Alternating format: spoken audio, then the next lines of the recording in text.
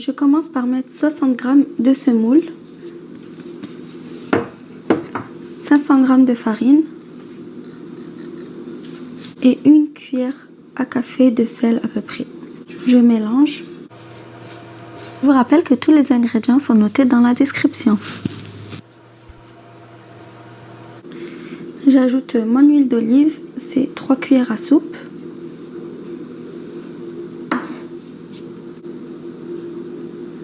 « 100 ml de lait. Je mélange.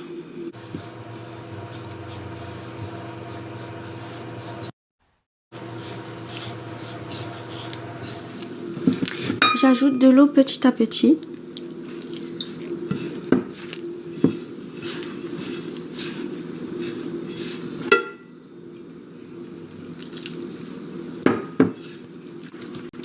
J'ai ajouté graduellement de l'eau jusqu'à obtenir cette pâte. Ça va vous prendre à peu près 150 ml. Je vais badigeonner mon assiette d'huile ainsi que ma pâte.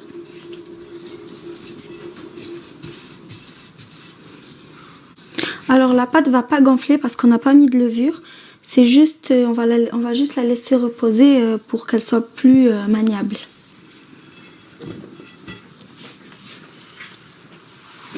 Après 30 minutes de repos, je huile mes mains et je vais venir la manipuler un peu. Et je vais la séparer en petites boules.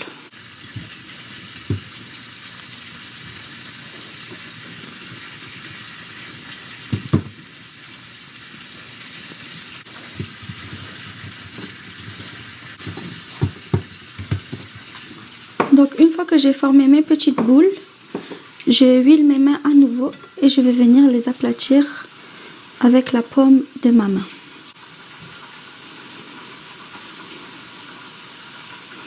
Donc pas beaucoup, hein, elles sont encore épaisses. Voilà.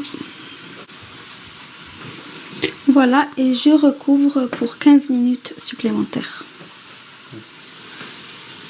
Après 15 minutes de repos, la pâte est prête à être étalée.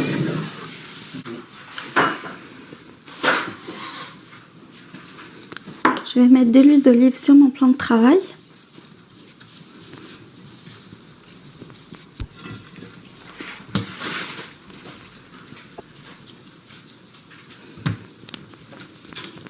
Je vais l'étaler avec la paume de ma main pour commencer. Et je vais terminer au rouleau.